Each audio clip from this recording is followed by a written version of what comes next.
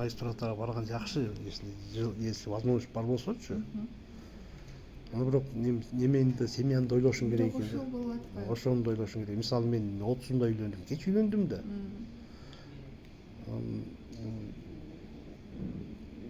Сен бала жакшы көрсөң, анда семьяны тандайсың. Кызым болсун, балам болсун десеңчи. А если мага только деньги нужны, и все, больше ничего не надо, я только буду по дискотекам ходить десең.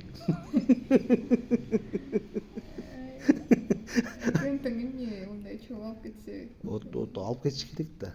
Алып кетиш керек. Мисалы болбойт алып кетпесең. Алып кетпесең азыр көрөсүң го, могу семья бүтпөгөн кыздарды. 45-тен өткөн, 50-гө өткөндөн кийин уже эч кимге кереги жок болуп баштайт. Уже сезилет, потому что сен балаң чоңойгон сайын, бала деген укмуш бала кыз деген. Азырында менин балдарым чоңоюп калды го, мага акыл үйрөтөт.